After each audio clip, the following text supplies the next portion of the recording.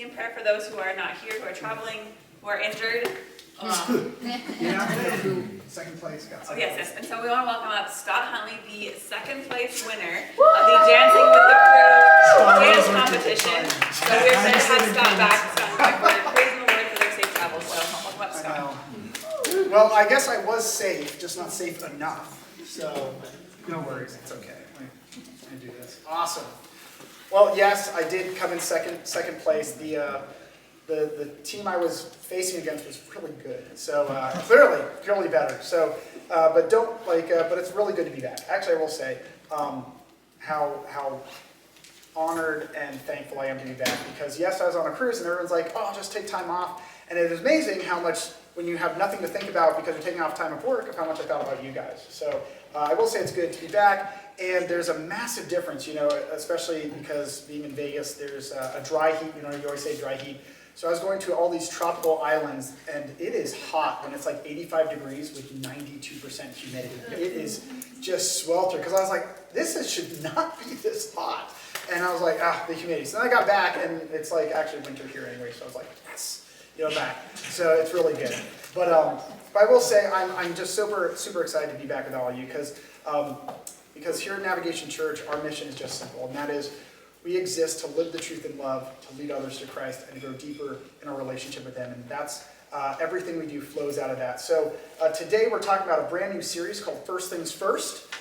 Especially, so I hope, how did everyone like Nato? I hope that he did well. Nato's a great guy. Like I said, as I met him a few years ago as a missionary, so he was doing a ton of God's work, and we are so amazing to have him. He is probably the most active person I know in all of Las Vegas, because he is just connected to every single organization, prayer hall, like everything. It's really awesome. So I'm really glad that he could help us out, and I hope you learned from him, because it's not just me. So, but on First Things First, we're going to have over the next few weeks, we're going to talk about priorities, because it's not just what we say matters. I've seen a lot of people that say a lot of things, but it's not what we say that really matters. It's kind of what we do that matters a whole lot more. Because I will say it's really easy for people to say they put God first, but it's a lot harder to live like He is. And so I want to start off with a simple question. So, what is the first thing you do when you wake up in the morning? So, if you're like me, before my feet hit the floor, I'm reaching for my phone. Now, if you're also like me, I use it as my excuse because I don't have an alarm clock anymore. It is my alarm clock. So it just so happens that my phone is the first thing that I reach, because I have to see what time it is, right? And so really, when I do that, two things happen. Either it is time for me to go back to sleep, or it's time for me to scroll. So if it's close enough to when I need to actually get up, or at least I have a few, I'll just start doom scrolling and whatnot. But research has shown that what we give our attention to the first thing of the day has a massive influence on how the rest of our day goes. So there was a Dr. Gloria Mark, who's a professor at the University of California, Irvine. She studies attention and technology, and she found that frequent digital interruptions increase stress and cognitive overload, which I'm glad it took a doctorate to learn that. You could have just asked anyone. But, yes. But here's the thing that I thought was also interesting, is that it says that even when people are not consciously aware of it, so our stress and cognitive overload happens even when we're not aware of it. And then in one of her studies, she noted that when people begin their day by immediately engaging with email or their phone, their heart rate rises and their focus becomes more fragmented for hours afterwards, which is probably bad, because most of us go to work in the morning, which is great because now we have fragmented afterwards. But as many of you obviously know, Mac and I came back from a cruise. So it was her aunt's 60th birthday, so they invited us to do that.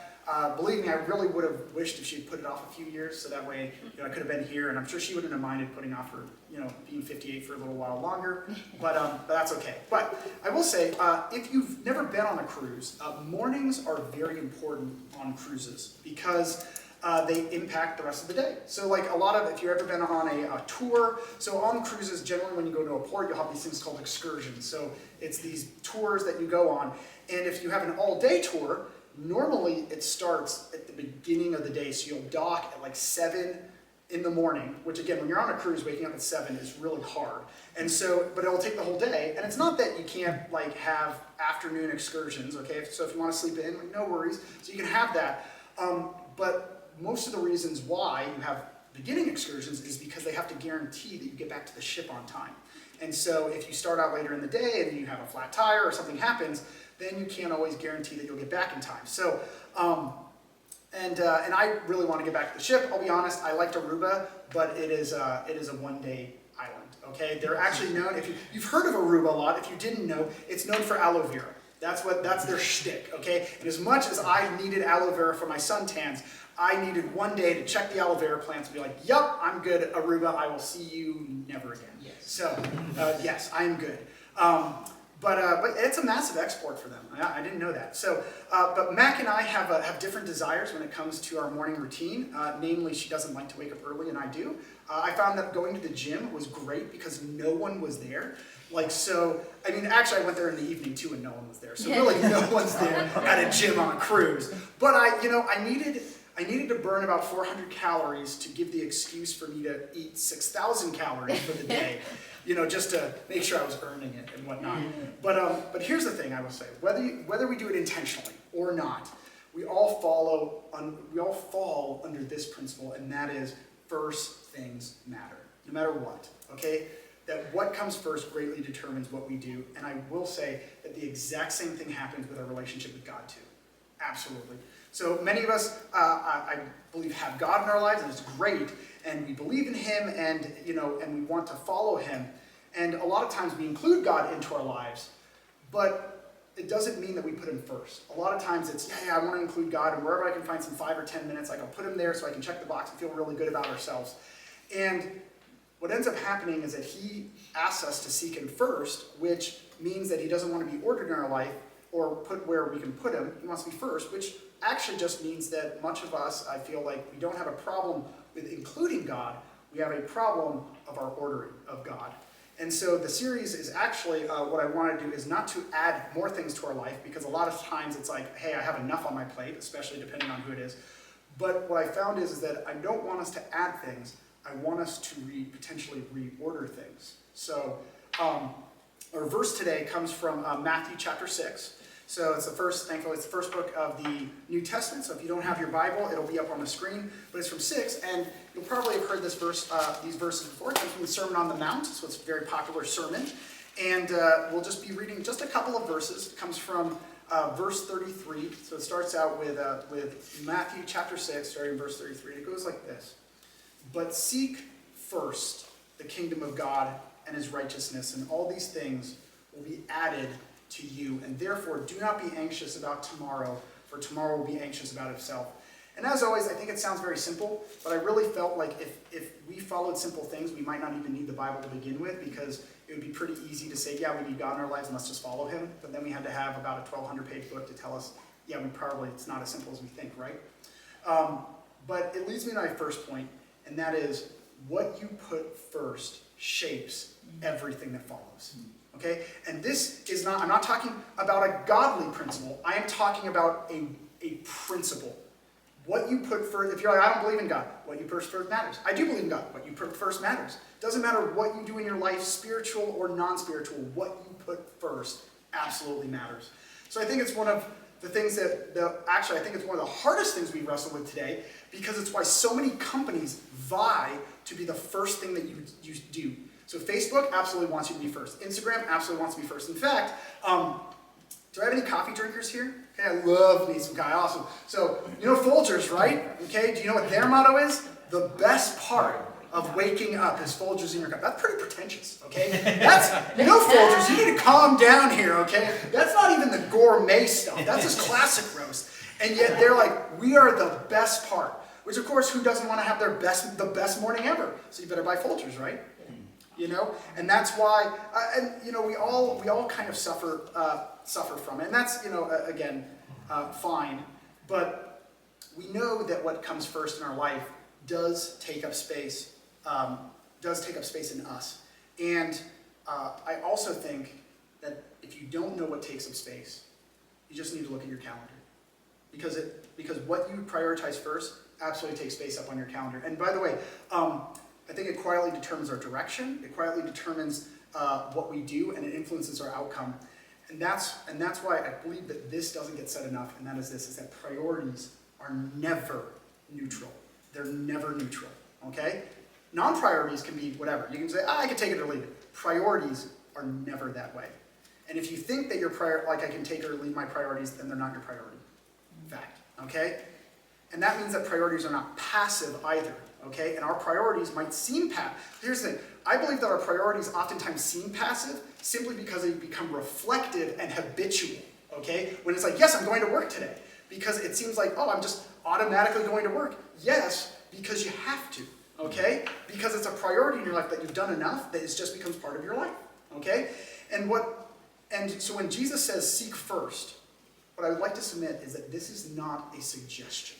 It's a command, okay? And I think that especially modern Christians, we really get uptight when it comes to any type of commandment because we see the word command and then we think restriction.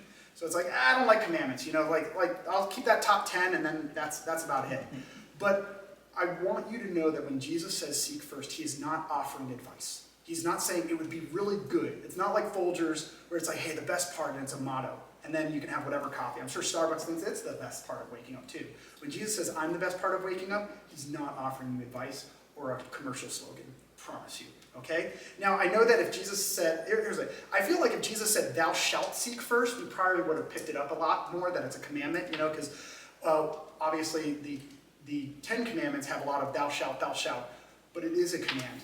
And so, and I believe that the context makes it unmistakable because many of the things, if you actually read the verses prior, Jesus is talking about things that everyone deals with every day. Every day. Food, clothing, provision. And here's the worst part, which is what I think affects us so much, because we're like, no, we don't have a problem with food, just go down to Smith's, right? No, we don't have a problem with clothing, we got Walmart, we got all this. Here's the one thing that he always says when he says, don't be anxious, is that the unknown of tomorrow. And let me tell you, if you know what tomorrow brings, please tell me what lottery numbers there are, okay? And that's what happens is I think that what Jesus is talking about is that he says, don't be anxious, for tomorrow talks about himself. So we can think like we're so first world, and yet Jesus says the same problems that they dealt with in his time are the same problems that we deal with today. And that's why I also want you to know, he does not say seek also. He says seek first. Okay? And what's interesting is that he talks about himself first and not after the fact. So he doesn't say, as long as you include me in some part of your day. And he doesn't actually say seek God after you have handled everything else. He says seek first. And here's what I would like to believe that Jesus is doing, is that he is actually ordering, he's establishing a sequence, not a provision. So he's not saying like if then, he's not saying believe in me and I will. He is saying I come first and all the rest comes after me. And I like it how he does not begin with all these things. Because oftentimes when I've seen people who look at the Bible, I'm like, what is God going to give me? And that would be an easy one where he says, hey, I'll give you everything if you seek me first. He doesn't do that. He says seek first, and then all these things will be added unto you. And this is actually why I think that if you're like me or you've seen enough, misordered priorities often induce anxiety. Like when I see that my priorities are first, it's not that I'm not afraid or I don't drop things off, but it's almost when my priorities are always first, it strengthens me to realize that the things that I couldn't get to were just not that important then. In fact, if you want to know how priorities matter, here's one. You want to know how priorities matter? Okay, if you come home on an empty tank, okay, you have a priority. You have a chance. You could have 5 more minutes at home and get it done now and then fill it up tomorrow, okay? Or you could fill it up now and be late for 5 minutes. But here's the crazy thing, is that it's never 5 minutes and a tank. If you wait till the next day, it is 5 minutes, a tank, and anxiety, okay? That always seems to come in, at least for me, okay? And yet, that I think is a priority, where you're like, no, it's just a order. Like, well, I'll get it filled up, I'll waste my 5 minutes, and yet one seems to always have anxiety and the other doesn't. Kind of interesting. And I believe, and here's the thing, is I believe that people suffer from legitimate anxiety. Like, there are people who have anxiety disorders.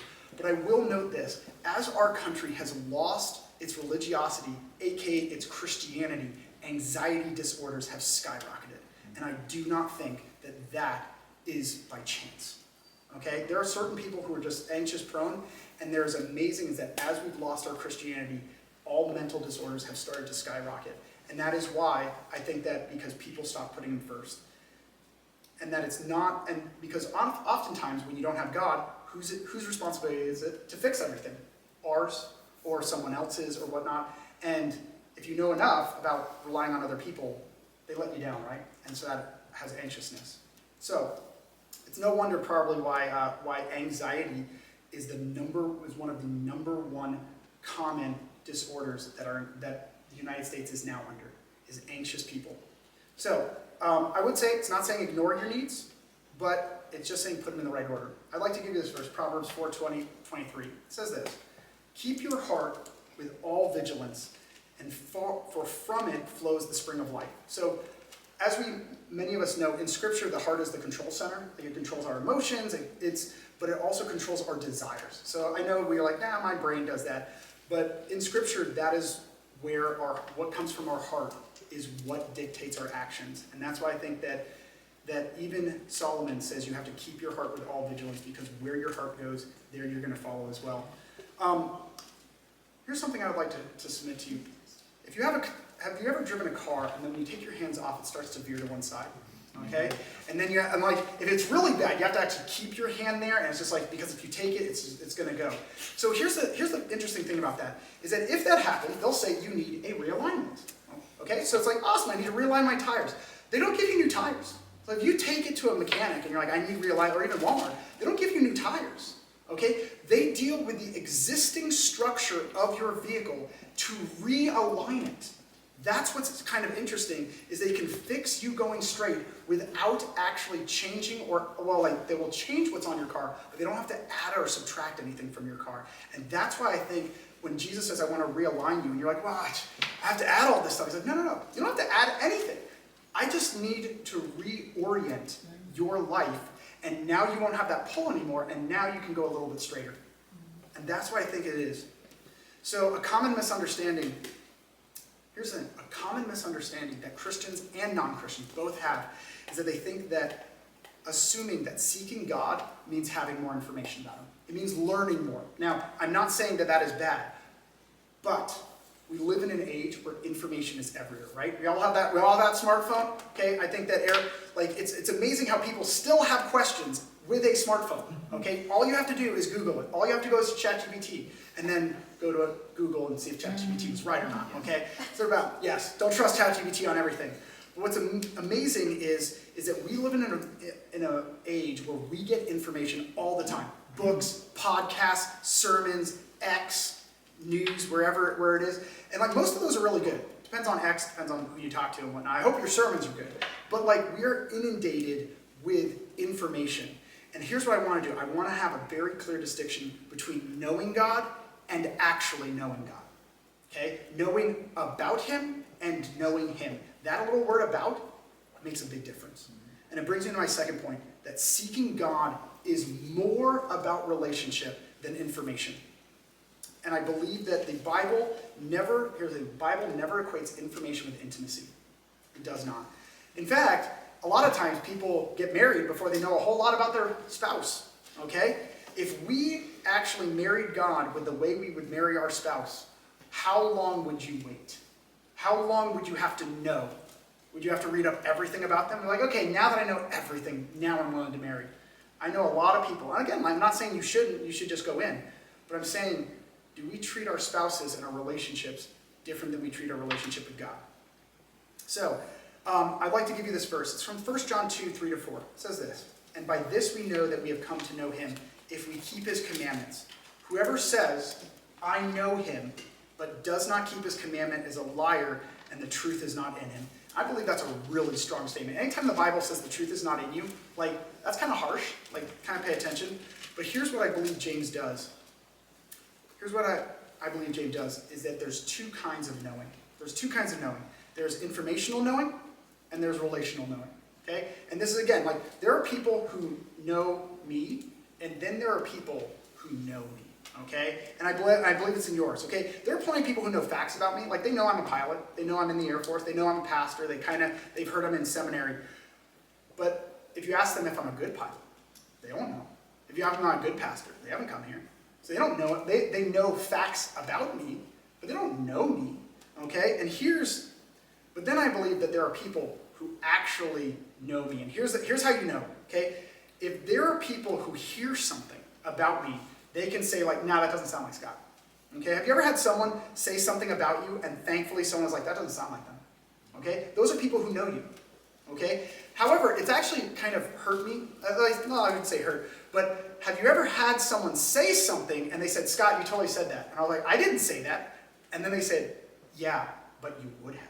And I'm like, yeah, I totally would have. You know, I totally would have said that. Okay, those are people who know me, right? They know your tone, they know, and here's the big thing, is that, have you ever texted someone who just knows about you, like someone who knows you? That's a big mistake, you know? Because I need a lot of tone, I need a lot of humor, and I need a lot of people to know that I talk with a lot of sarcasm, and I've accidentally made that mistake before, is doing that. But here's what I want to say, is that is okay. That's okay. But God wants to know you, not know about you, and vice versa. So here's something that I'll tell you. The longer I've been with Mac, the longer I've been married to Mac, I talk to her a lot, and the more she's been saying, like I'll tell her something, and she said, you shouldn't say that to anyone else. And I'm kind of hurt that she would think I would say it to someone else. But I will say, as much as I joke, that's the bond that we have, because she's like, I love you enough, and you should not let anyone know that. And I'm like, thank you, darling, for that kind of love that you think that I would say that. Which again, is like, does she know me enough that she thinks I would say it? Or does she need to know me more to know, like, I promise, this is between me and you, dear, like no one else and whatnot. But here's something, the difference between an information relationship. I think James says in 2:19, he says, you believe that God is one, and you do well, because even the demons believe and shudder. And demons know God. Demons know God. They know his authority. They know his power. And yet they don't follow him. And that's why it makes them tremble. And so what I find is interesting here that I want to share with you is James only gives two kinds of knowing. Two. Okay, there's knowing God without surrender, and you should tremble. And there's knowing God with a relationship, and that produces trust and obedience. He does not give a third one. He doesn't describe a category where you know God and it doesn't impact your life. And that is why what's amazing when people tell me, I know God, Scott. I know God, and I'm good where I'm at. I'm like, really? You know the God of the Bible? Because if you know the God of the Bible and you don't go to church, you don't live like him, and you don't say that you have a salvation, I don't know what God you know of. What God you say, I'm good, I know him and I'm good. Is that he says, either you know me informationally and you don't care, or you should care and you tremble, or you know me relationally and we build something.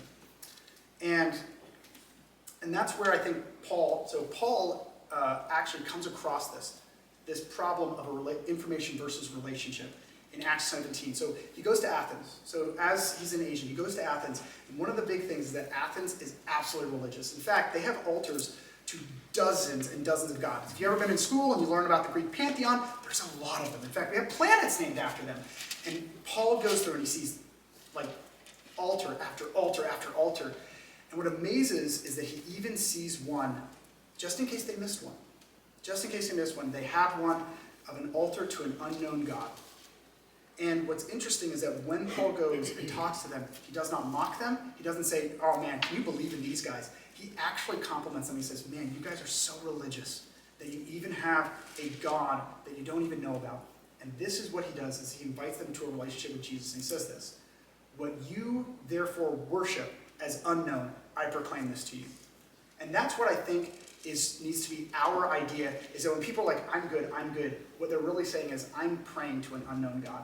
Because if they knew who God was, then they would act differently. And that's what I want to do, is I'm saying, what you think you worship as an unknown, let me proclaim to you. But here's the big thing, is that Paul doesn't say, I'll give you more information. Like, hey guys, I'll give you some more information. He actually invites them into a relationship. So, I will say, when you truly know someone, you start to trust them, right? Like, I would like to believe that I really know my wife, and I trust my wife. And for that, I trust her when she says something. So I don't know about you, Mac, she loves movies. She loves movies. I'm not a big moviegoer. But she'll go see a movie, and when she comes back, I'll say, how was it? And she'll say, Scott, you would not like this movie.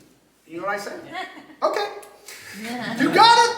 I just saved 2 hours of my life right there, $15, you know? Because what happens is that I'm not like, are you sure? You know, I might like it. The trailer looked really good, dear. Okay? Is that when she sees the movie and she comes back and says, you wouldn't like it, I say, okay. Because I trust her so implicitly that she knows me so well that she knows I wouldn't like it. And so my question to you is this, is that when God says seek first, do you say okay? Do you know, does God know you, and do you know God so well that when God says seek first, you say, okay. If you say it, you got it. It leads me to my last point, my third and final point, and that is what you truly love shapes where you go. And and by the way, I did say, I actually had to add a truly in there. This is not just what you love. I love a lot of things. I love tacos, okay? I love tacos. Sometimes it dictates my life. Like sometimes I'll go out of my way for Roberto's, you know, but not much, you know, like if I'm really stressed, okay, it does not shape where I go. But what I truly love absolutely does. When my wife needs something, dictates where my life goes. When my children need something, dictates where my life goes. And I believe Jesus says it plainly in Matthew 6:21. He says this, for where your treasure is, there your heart will also be. Okay? And I think that this is just a simple fact, which I believe if you turn it around, like if you turn it around, it says where your heart is, that is what you treasure. That would be a better thing, is that where your heart is, that is what you treasure. And if you want to know, as I said kind of in the early, if you want to know what you treasure, you don't have to guess. Okay? You just need to look at your calendar. By the way, it doesn't depend, and I know that, does anyone have like an actual calendar, you know, a good planner? Good on all of you. Good on all of you, okay? I do not, okay? But when I say calendar, if you're like, duh, I don't have a calendar, guaranteed you do. It's just not on Google, it's just not written down, it's just not on a planner, might be bad for that, but what you do with your life is absolutely on your calendar, you just keep it up here. Everyone has a calendar. And sometimes I will say, have you ever struggled with your calendar? What I find is as I was thinking about when we say, I'm struggling to put this important things on our calendar, we actually don't struggle to put important things on our calendar. We oftentimes struggle to put less important things on our calendar around the important things in our calendar. We're like, I have this, and I really want to do this, but this is mandatory. This is my priority, and how do I fit this desire into the mandatory? Most of our problems, again, not to say all of them, but oftentimes we struggle to put the non-important things around the important things. That's where the struggle comes from. And can I tell you this from personal experiences? I just came back from a vacation. Vacations don't happen on their own, okay? Now, whether you're a planner or not, they take intentionality. And if you are the planner, thank you so much for your intentionality. Okay, Mac was our planner, so there was a lot of intentional.